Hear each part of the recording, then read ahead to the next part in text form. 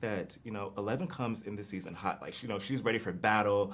And I think it's such a stark difference from this character who, when we first meet her early on, is kind of like, in her mind, a blank slate. And now she's in such a position where she wants to be a leader and face everything head on. What was it like to kind of see that journey follow through in this final season? Well, I would say 11 doesn't want to be a leader. Like, she doesn't even know to be that. Do you know what I mean? Like, it's more about she wants to be a protector. And I think, like, her main theme in this season is to protect her friends, which has been something that she has carried through all of the seasons from season 1. I think that is her big thing. Is like, I protect my friends, I protect my family, because it's all she has. So that is really what you get to see full throttle this season. It's been really nice to be able to have that kind of full circle moment of her being able to really stand in her power and really not take no for an answer. And yeah, I'm really excited for people to see 11 step more into that and become more of a woman. Yeah. And, No Fear, I feel like Will is kind of the same way. Like, both of these characters were two of our characters who were kind of like, more quiet, more reserved, and they did a lot of growing through these seasons. How do you think what Will goes through in this final season is so tied to him just, like, believing in himself and also learning more about who he is, how that's kind of tied to everything else that's going on in Hawkins and him also stepping up? I think it's actually interesting what Millie said about, like, not being a leader, but being a protector of her friends. I find the same in my character. It's like he doesn't find the strength from himself, but from others and from, like, protecting his mother and Mike and his best friends and the people around him, and that's when he really finds the strength to fight, and it's not in protecting himself.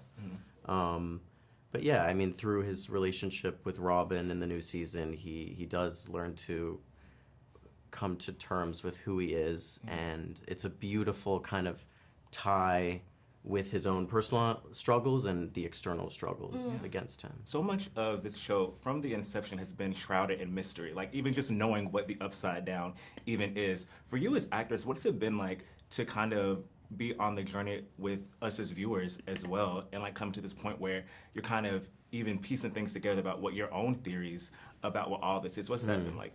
It's funny. Hard. Yeah, it is, yeah. I mean, we get to read the scripts prior to obviously filming, so we have our own sets of questions that I kind of have to sit there with the duffers, and I'm like, but wait, but when then this, and then this, and then, but then how does that, but by episode 8, I had no more questions. Like, I knew exactly what was going on, and I think that that is going to be really rewarding for our audience. And I think you both have kind of grown up on screen as well. What's it been like coming of age in real life, just as your characters are doing the same thing? I feel like that could be, a little bit trippy. It's hard. It's weird to grow up. It's a very unique experience to like go through this kind of, push into the public eye at such a young age and go through all these awkward phases and but we have each other through it, so that's what's helped us. But we were both like the babies of the family, so we learned everything together. We did everything together. I always leaned on her like through it all, and vice versa. Like, because when you're at that young age, like the age gap of 3 years is huge. Yeah. Like when the other kids, they were like 13, 14, but we were still so itty, so it was like we still wanted to play hide and seek. It's like the middle school, high school thing. It is. It's like, we still wanted to play hide and seek, or I mean, we still do. We still do play hide and seek, but it's like we were babies. We did school together. We were always in the same grade. Like, it was just like, I don't know. We stuck together, thick as thieves, and we were definitely the class clowns for sure. And yeah, it is trippy because you watch back on the show, and for me, I don't just watch it and I'm immersed in the story, but I'm like, oh, that was the day that we TP'd the classroom, or that was the day that we had lunch, or a bad did wiffle day, ball, or it was a bad day, or that was the day that I couldn't get my costume on because I felt like I didn't feel good about myself. I mean, there's so much of that, because we were going through our own growing pains as young adults. Well, thank you both so much for your time. Thank you. Can't wait to see the rest of the season and enjoy the rest of your day. Thank you. Caleb, I'll start with you first. Yeah. I think that Lucas is one of the characters who's gone through the most change, not only just like, just internally as well, and finding out who he is and what he stands for. What's it been like being on that journey with the character through these seasons?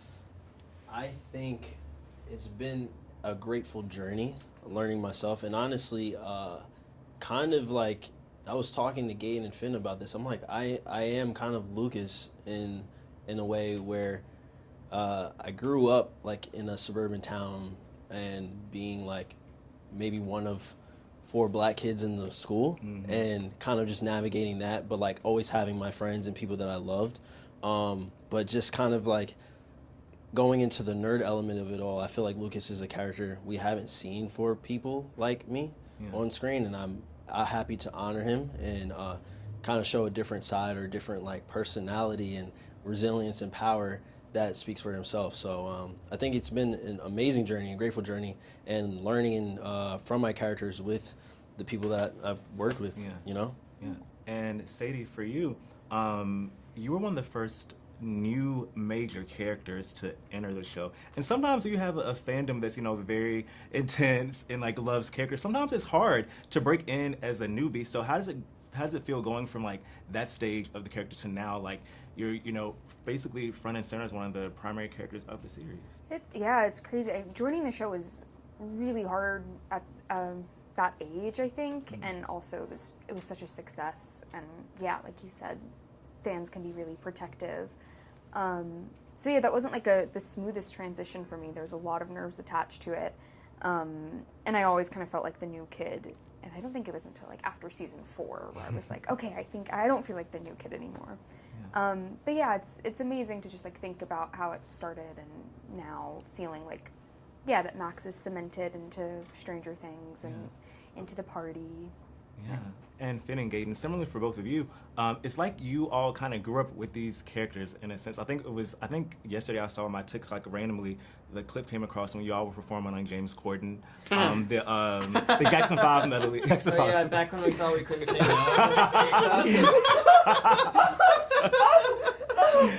And I was like, wow, I forgot that this happened. I also forgot that happened. I didn't see it. Thanks for reminding me. Now you have to run that back now. Watch that again. But what's it been like for you to kind of like grow, you know, in real life at the same time that your characters are growing on screen? I was telling Millie, like, I felt that's a trippy experience to like witness. It is. It's definitely the most like vulnerable, I think, like thing you can do. Like, Just grow up in front of a lot of people you don't know. I don't know. I have friends or people that are like, yeah, man, like I don't want any of my friends to see, or any of my friends or people to see my like graduation photo. Like, it's so cringy. I'm like, well, my entire childhood is on display for everyone, so I think you're fine. Oh, you have braces? Same. We were in 4 matching slim fit suits. Doing a cappella with James Corden. So that's different from that. Anybody can go see it on YouTube when they want to. Exactly. Check it out, like and subscribe. Yeah. It's definitely certainly a unique experience. It's one that it's kind of like a weird like trade-off situation. We get to do something that we've absolutely loved for the entirety of the process, and it is kind of everything that you could dream of doing as an actor is not only being on something that becomes as successful as this, but also provides consistency outside of it and security, at least knowing that there's a very likely chance you'll be able to keep doing what you love outside of it and grow and even have opportunities to say, like, this isn't something I'm feeling for myself right now, whereas most of the time for working actors, it's like, yeah, what have you got? And so that's a blessing for sure and rare. And also doing the show itself is a blessing because I think it's pretty good. I think we've all been really lucky to feel that about it. And yeah, there's cringy videos of us as kids throughout our entire lives, but I think that's going to age really well over time. I think when I'm 40, I'll appreciate that more than than now. Yeah, some people wish they had memories like that. Right. Yeah. Some people wish they could do acapella with James Corden. Well, thank you so much. There was a track. I can't wait to see the rest of the season. Thank and you. enjoy the Thank you. I appreciate it very much. Sean Levy said that this season is kind of like fighting for the soul of Hawkins. How do you think within your characters, how that may be a part of your character's perspective this season? Because I feel like each of you stand up for Hawkins in different ways throughout this season. And you've grown so much, and the characters have grown so much at the time. So how do you think that kind of shapes your characters this season? I think that is at the core of this season. I think for my own character, think it's, you know, he thinks of himself as maybe like a protector of these people in his lives, or in his life, and yeah, I guess the pressure of the situation kind of brings new things out into various relationships, and it just kind of intensifies everything, I guess. This threat that we've been fighting off for the past 4 seasons, like this season, it just feels like it's become extremely personal. And I mean, for Nancy especially, I think it's, you know, it's come into, you know, I mean, having everything coming into Hawkins and taking over Hawkins, I think it's like your home, it's your people, it's the people you love. So I think, the stakes of everything are so high. Yeah, absolutely.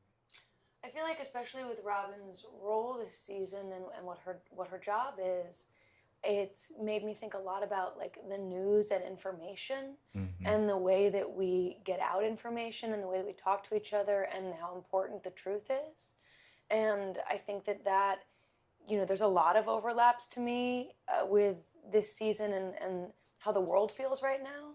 And I think it's like you don't, you know, some people are like, you know, some new person comes into office and you're like, oh, I'm going to leave the country.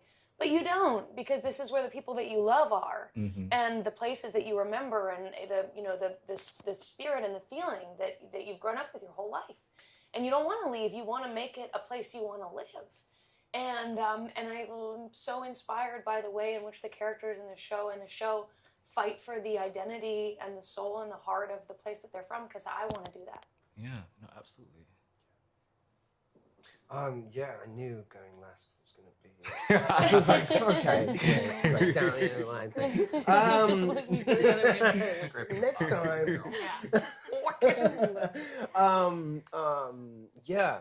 I guess.